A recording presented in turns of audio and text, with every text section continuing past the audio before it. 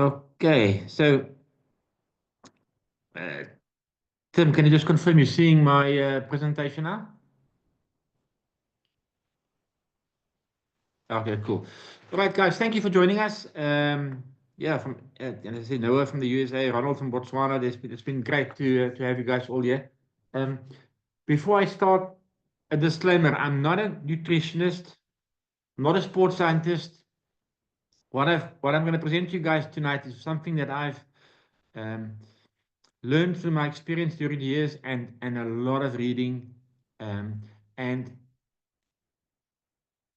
this is for the atypical person. If you are diabetic or suffer from one other disease or something, please see your doctor. Don't just follow what I'm saying. This is just some basic good strategies.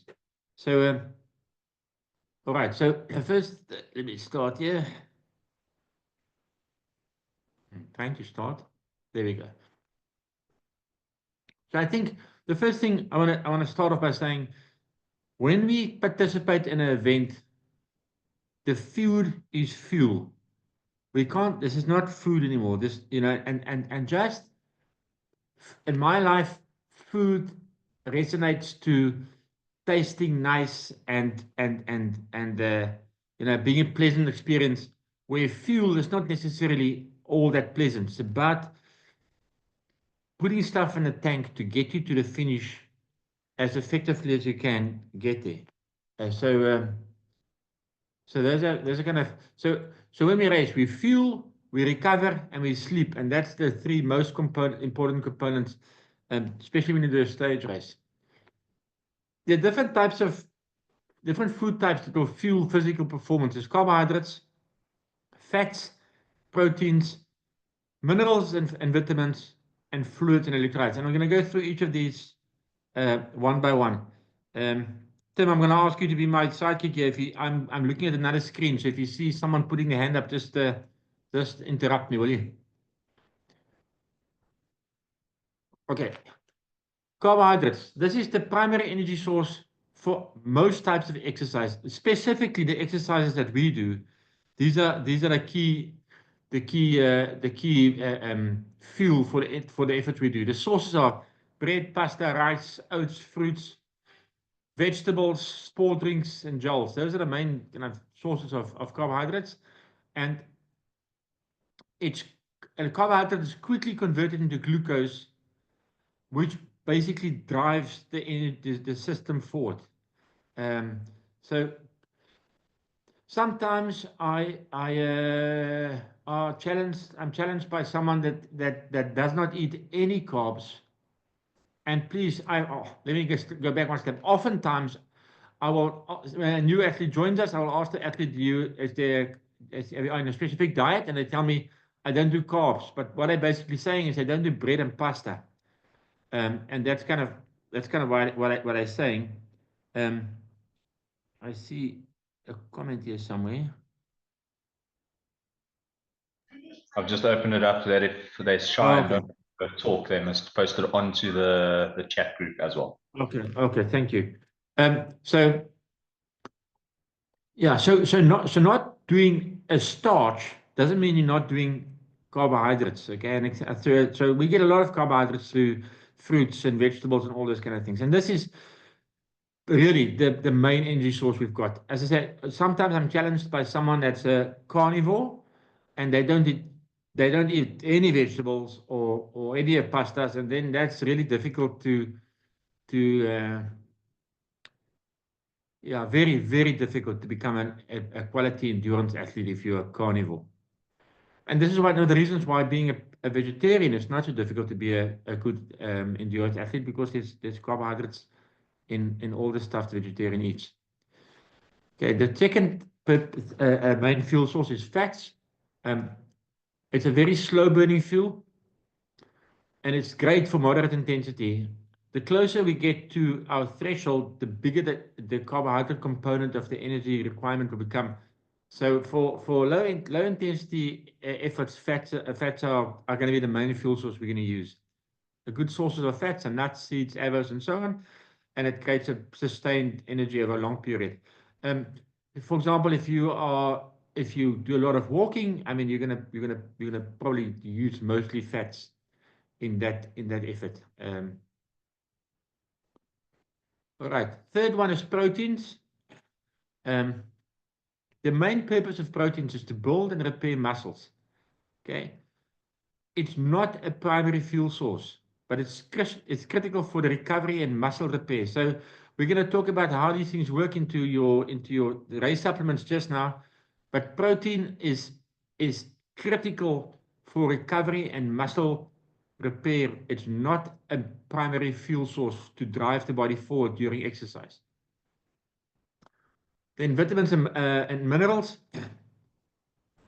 It supports energy production. So we're going to talk about this a bit later again. But once in the gut, if you don't have enough vitamins and minerals, the energy, the glucose or the carbohydrates that you put in your stomach is not absorbed well into the system. So vitamins and minerals might not be a direct fuel source, but it's essential to optimize the process. So of actually taking fuel into the body.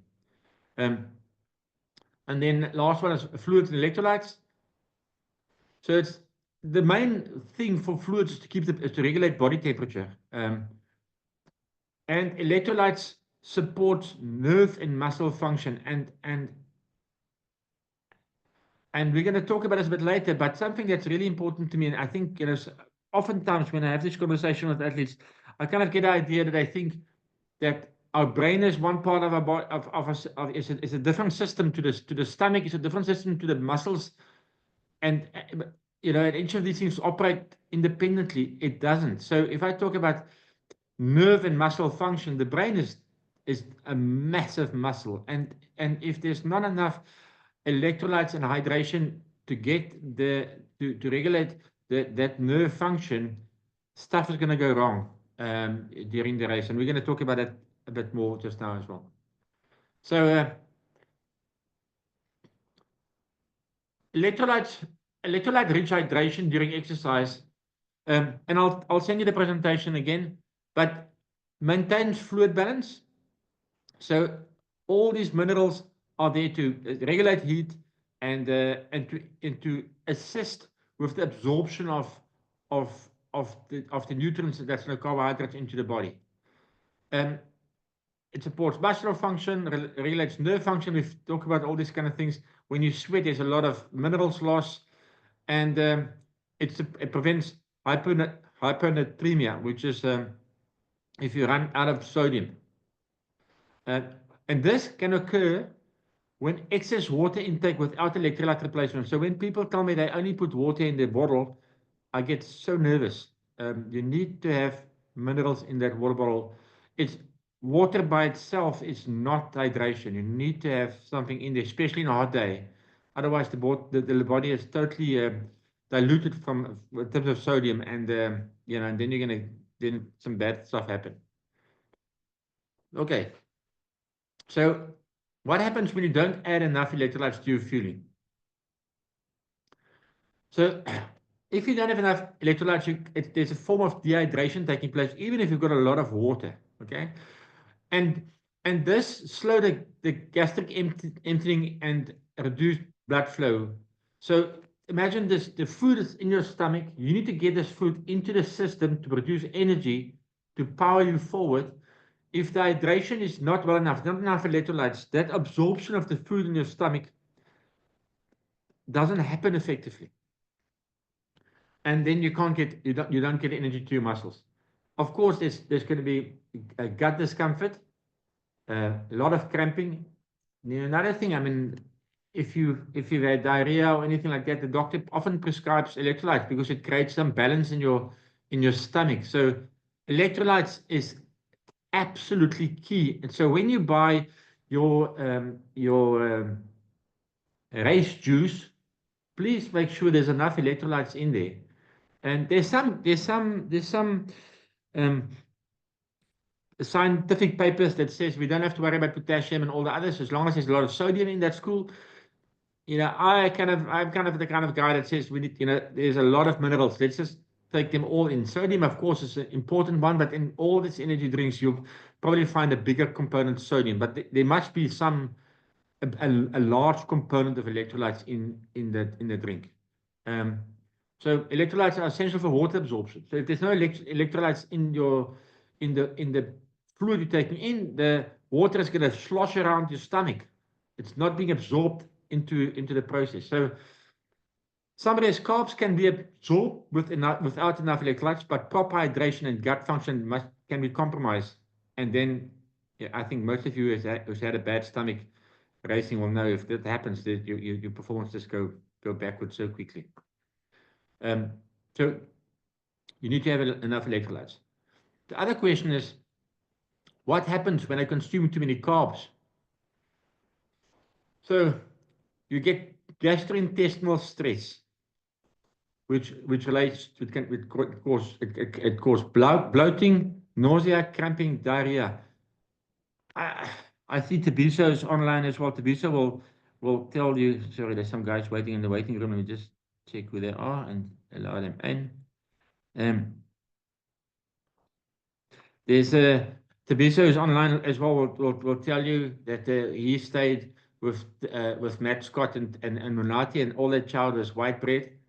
And then when they start going hard, you can't breathe because that bloating kind of push up under the diaphragm and it kind of impedes the lung function. You can't breathe. You kind of you breathe. You suddenly breathe very shallow, and then you can't go forward. So just carbs by itself is not good. A high carb drink often contains sugar, which requires additional water for digestion. So now I think, look at this. If you take an energy drink that's very sugary, and it doesn't have even more electrolytes in than another one, you might find that because all the sugars, it requires even more water to kind of get that carbs into the system. So you might have the sugary carb in your stomach, but you're still dehydrated because the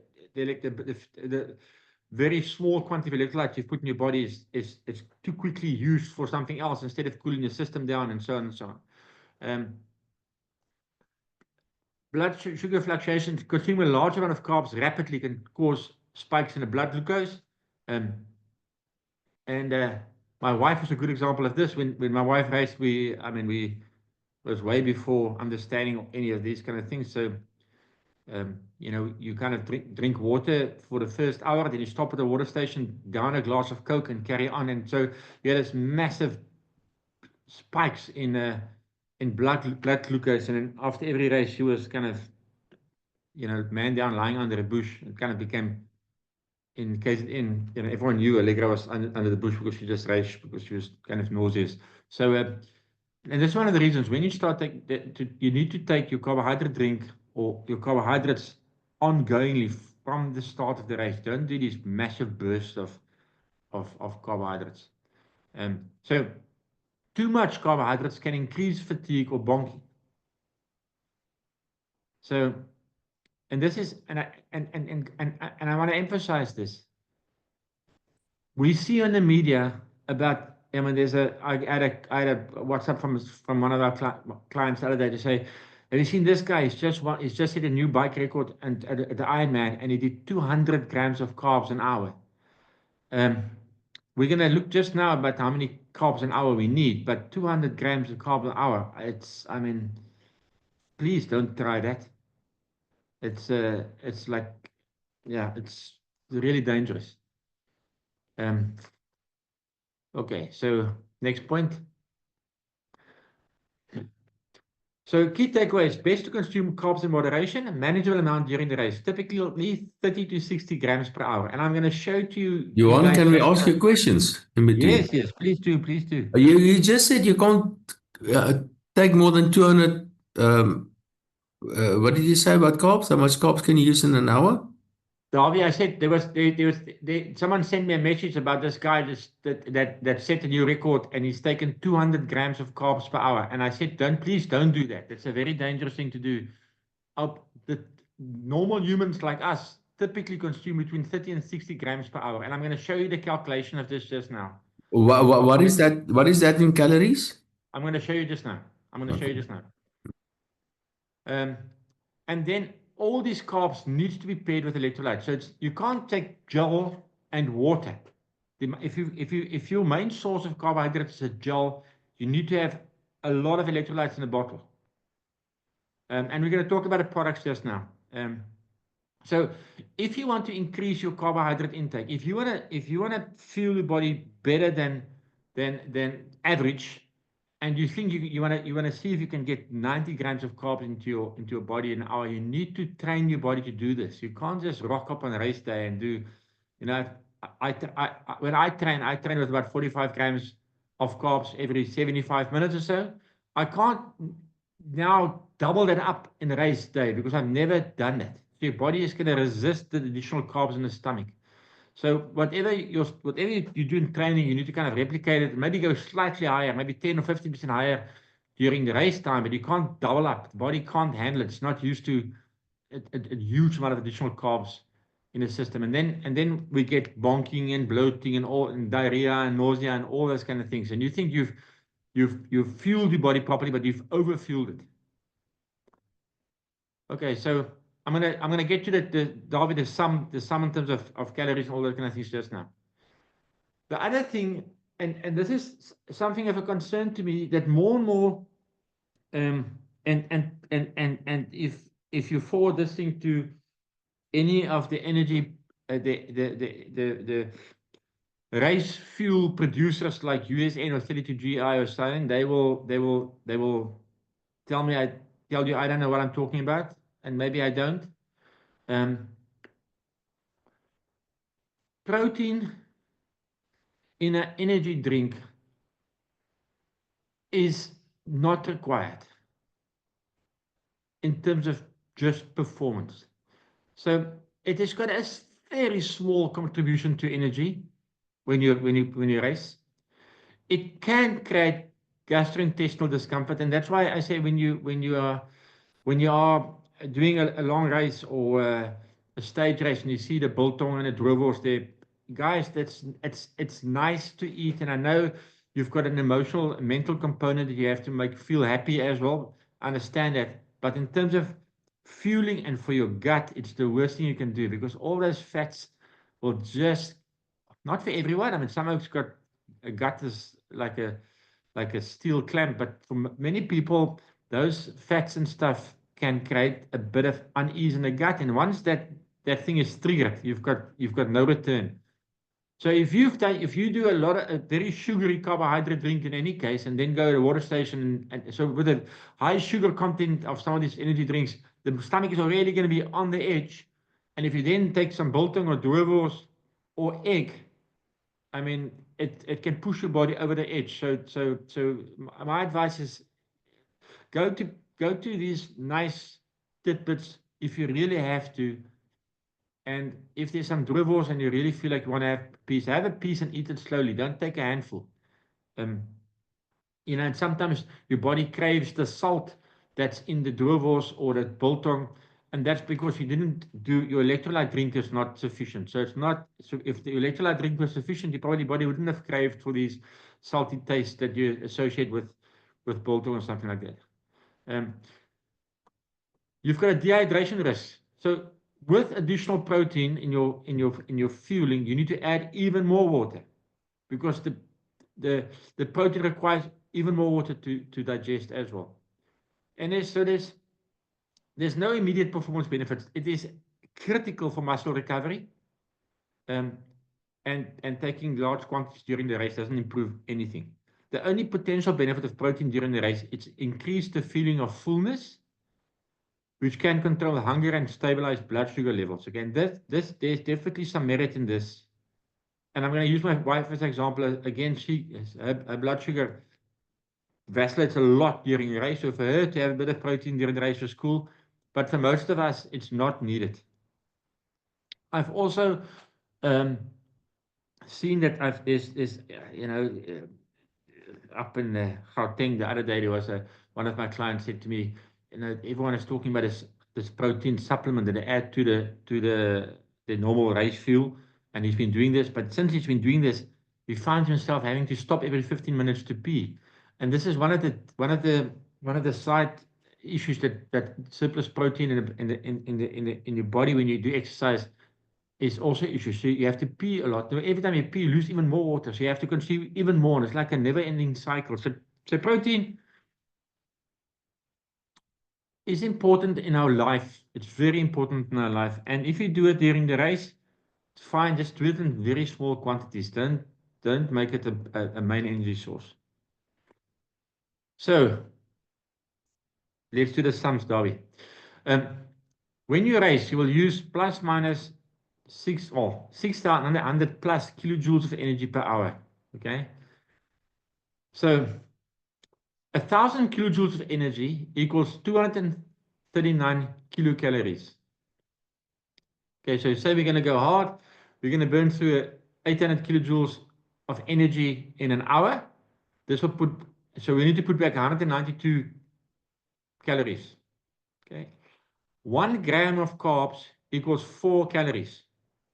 And this is going to be your main fuel source. So 4 calories, so 800 kilojoules of energy requires you to put it back 48 grams of carbs. Okay, so this is typically where most of us will operate. So 48 grams of carbs is, I think in a joule, is 27 grams of carbs in a joule. Yes, Tim? So just to help guys understand kilojoules and stuff like that, the more power you put out, obviously the more your kilocalories increase and the more your carbs need to be increased as well. So yeah, that's a good thing to think about as well. But I've used specifically 1,000 kilojoules per hour because it's a lot more than what we was done. Most of us will do between 600 and 800 kilojoules of energy per hour. So 1,000 kilojoules is in an hour is going for it. Let me give you an example. If you do a zone 2 ride for 2 hours, you're probably going to use about 1,200 kilojoules of 1,100 kilojoules of energy on a zone 2 ride for 2 hours. And the longer the race, so if we take 361 or Manga, so the longer the race, the lower our intensity will be, and the lower the intensity, the lower the kilojoules. Okay, so and we need to kind of look at this race to race. If you've got a very hard race, you're going to burn maybe 800 kilojoules. If you've got a very long race, you're going to not burn as many calories, and you're going to be and you're going to be tapping more into your fat resource. So 1 gram of carbs gives us 4 calories. 1 gram of fat gives us 9 calories. So and you can't supplement with fat during the ride, but our bodies has got an enormous amount of fat as reserve. So you're never going to run out of fat. So the lower the energy, you don't have to go as high as with the carbs. So let's look at the 361 that's coming up now, Manga, Transpavians, any of those kind of things. Because the effort is lower, the focus is going to be much more on hydration because you're still sweating. So you need to get the minerals and stuff back because your body now wants to convert fat to energy because you're going low energy, but it can't do any of these things if the hydration is not sorted. So the hydration must remain the #1 priority at all times. Okay, everyone comfortable with that bit there. And then, as I said, protein it's a very, very low, very slow processed fuel. So it's not really, I can't call it protein, a high energy source. So people are going to talk to me about what about keto and ketosis and all those kind of things. So that process is about your body breaking protein down to produce energy. It's a whole different conversation on its own. I'm not going to go down that rabbit hole. And there's a lot of good and bad in that space. I think what I'm talking about tonight is typically just good nutrition on the bike. Okay, so the next question is, do I put the food in the bottle and the food being carbohydrates, or do I put the food in a pocket? Okay, the first point to consider is how hard will you be going? Okay, so if the closer the effort is to your threshold, the less oxygen in the energy production, and if there's no oxygen, your body can't use fat as energy. The only thing it will use if there's no oxygen is carbohydrates. So the harder we go, the more carbohydrates the body is going to burn. And then we need a carbohydrate that's very fast absorbing. And that will be something like a gel. We can't put a heavy food like an energy bar into our stomach, running at full tilt, and then thinking to our body that our bodies will have enough energy to process that stuff that's in your stomach, as well as running at full gas. It's gonna, if it must go to this, if it must allocate energy to go to the stomach, it's going to take energy away from your muscles. It can't do both at the same time. Okay, so the harder we go, the more the fuel must be a very easy absorbed energy source, and there's nothing better than a gel for that. Okay, again, there's gels and gels and gels, and you need to take one that you're comfortable with. Please don't, this SAS has got us one with cyan pepper in. Please don't go and take that thing for the first time in a race. You will be under the first three, spewing guts out. To whatever you use in the race, you need to have trained with, please. Okay, and then the second point that we need to consider is whatever we do must not upset your gut. Okay, so we need to consume 200 kilocalories per hour to stay fueled. Okay, I've just rounded up a bit. Okay, so 2 joules an hour, or if you use, I use Tailwind. That's like 2 scoops of the Tailwind into my bottle per hour, and make sure you got good hydration as well. So there's some of these energy products that are very high in carbohydrates, very low on hydration, and then you think, okay, I'm cool. I've got, I'm doing my 50 grams of carbs an hour, but there's no electrolytes in that bottle to kind of help those carbs to absorb in your body. So you need to really be looking out for those things. All right, I've just re-emphasizing what I said earlier. Electrolytes are minerals in your blood and other blood fluid, and it carries an electric charge. So it balances the acidity. It's got electrolytes is like essential. You cannot go without this. And I sound like a stuck record, but I've seen just lately too many people focus on carbohydrates too much and has neglected the whole conversation about electrolytes all the way. Okay, so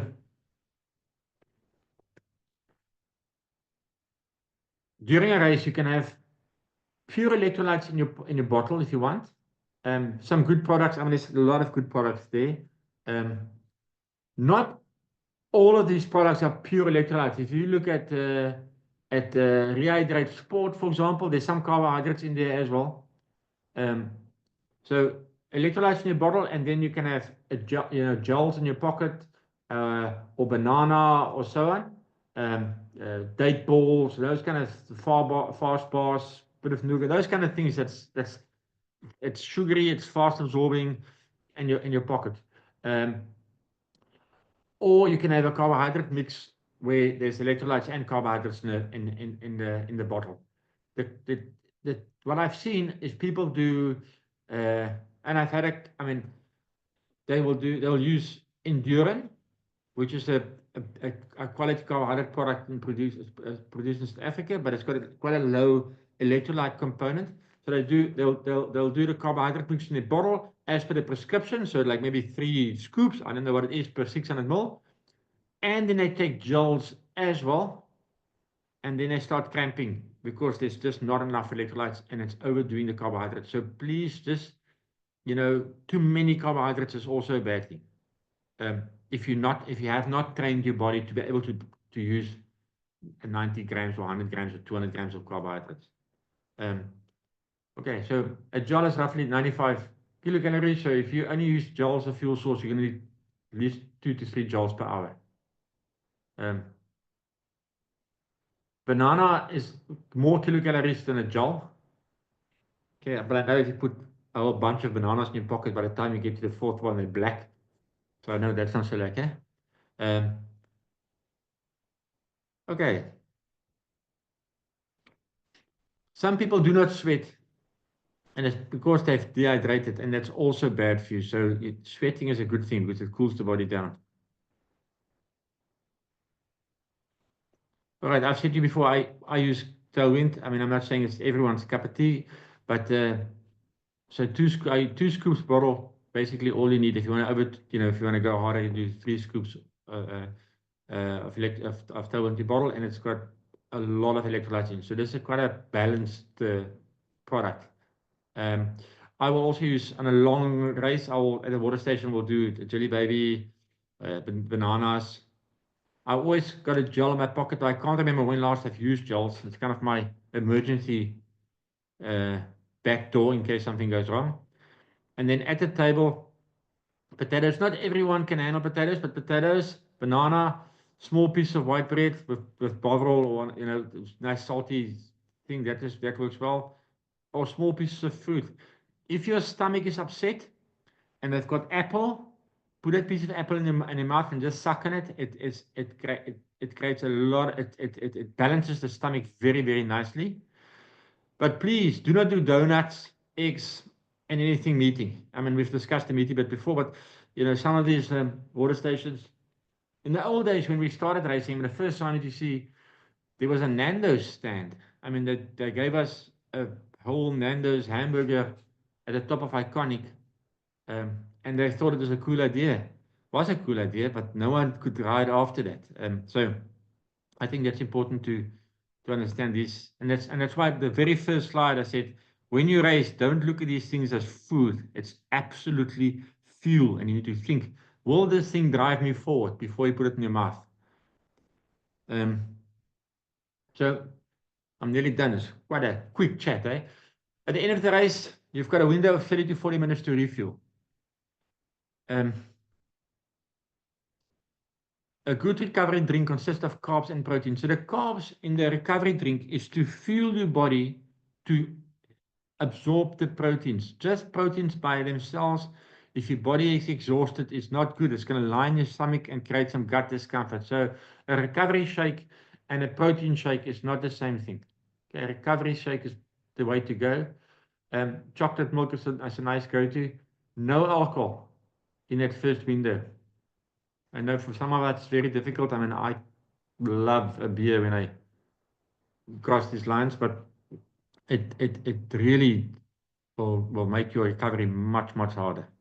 And your gut is fine, is very fragile. So don't go and eat spicy or fatty foods that night. All the way through, once you're off your bike, yes. Just a question from Noah. For the Tailwind, do you combine the electrolyte mix with the carb mix, or is the carb endurance fuel sufficient to cover both? No, the Tailwind has got the Tailwind by itself has got a massive amount of electrolytes in. So it's totally, that product is kind of by itself, it's perfect. You don't have to add anything in. Thanks for checking out for that, Tim, because I've been looking at another screen here. There's some other products like I know Philip sells a product called 4, which Tanya uses. That's also got a very high electrolyte component in. But yeah, I think the majority of the products that we normally use will have some electrolytes, but it's very little. I mean, electrolytes you can't overdose on. Okay.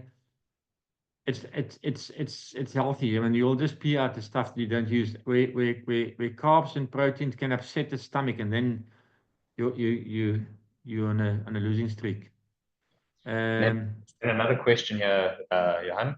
When training your body on the use of nutrition, is it sufficient to do it only on your weekend rides or during the week on the trainer as well? Good question. Can I add my bit to that as well? Yeah. Dirk, your question is so relevant because people think because it's just a quick ride on the trainer, they don't really need to worry too much. I know I've done some Zwift rides in the last couple of years where that gel next to me on the table was the best thing for me to get me through the session.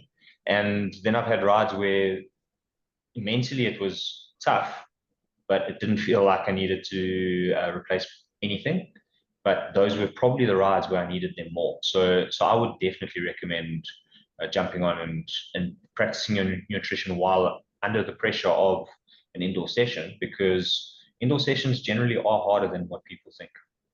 Yeah. Tim, I think, and I want to add to that,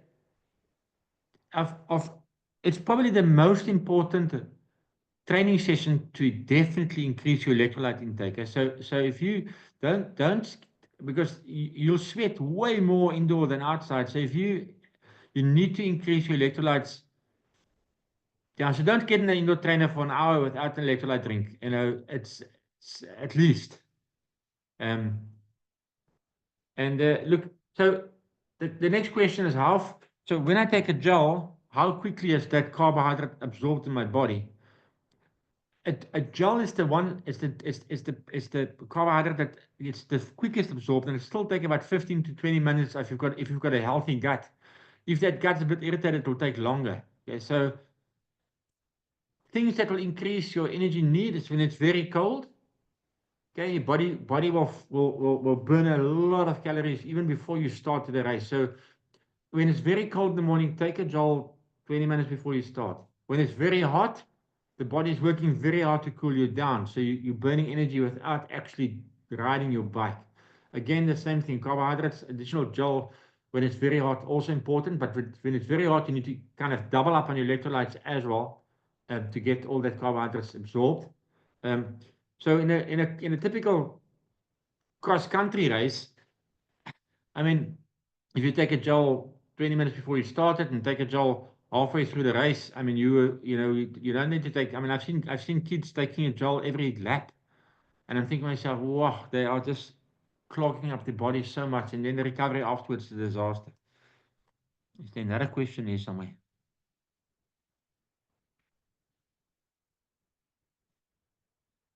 Okay. Any other questions on that? Yes, so there's one from Taku. If you've got a short 30 minutes to 1 hour ride, should we use the same mix as longer days? This becomes a financial question because I mean the quality supplements are expensive, eh? So I mean I take myself. I'm not going to take the same that I'm going to do in an hour and a half ride versus a 3-hour ride. So, but the right answer is yes, you should take the same. You should teach your body and get it accustomed to the nutrition you're going to use in race day. So the answer is yes, but in reality, I don't see it happen when you do a short ride because it's expensive. Do you want to add to that, Tim? Yeah, I have to agree with that. There are obviously ways to work out what's the cheapest option for you, and I always look at a serving ratio on the side of a supplement container, and if it says to you that you've got 16 servings and you're spending $500 on the supplements, generally that rand per serving becomes an unachievable mark for you to be using all the time. So then I'll look at other options, and I know that it's not always something that we should be like recommending, but something along the lines of Game or a really Coke and cheap, water. yeah, Coke and water, cheap option, Oros with a touch of salt in it. Just That, not water alone. yeah, just something I mean, that works out to super cheap per serving, and yeah, I would recommend that. There's some products. I mean, I think Riley's on the call as well. Riley is they're selling a product called H2 Sport. This is it's an electrolyte product with a bit of carbs in it. And what they've got a carbohydrates additional. You can put additional carbohydrates base so for race day. So you can the taste and the texture of the fuel is the same in your race. So training day, and then when you race, you just add a bit of carbs with, and it's flavorless carbs. So the body is kind of used to the product. So I mean, the long and short is, if you buy anything, focus on electrolytes first, and then add the carbs on. Versus the other way around. The other way around is never a healthy way to do it. Okay, as I said, don't share this with any making energy supplements because I might get someone coming to shoot me in bodybuilding. All right. And then the last slide is, you've done hard work. The last thing you must do is you must upset your gut. So fueling correctly means the right amount of carbs, not too much. The right amount of electrolytes, not a little. Be spared with the protein. And stay away from spicy stuff and so on. Another question that I often get is, in the old days when I started, I did my first cycle tour in 1983, and those days the thing was carbo loading, and I mean we used to eat a mountain of pasta the night before the race. Carbo loading, there's still some merit in carbo loading for a very big event, but not triple the normal size the night before the race. You need to start slowly increasing your pasta, and specifically carbo loading is about starches. It's pasta, and more pasta. Gradually the week running up to the race, and then a day or so before the race, you need to start tapering down, because the pasta can really upset your gut. You want the gut to be comfortable by the time you start the race. Okay, so I mean, if you want to go and listen to an interesting podcast, the guys from Trainer Road, they did 1,000 grams of carbs a day carbo load. It was his challenge. I mean, I think he picked up 6 kgs before the race started. So that's the downside as well by carbo loading. All right, guys, that was my little talk about on the bike fueling. Any questions?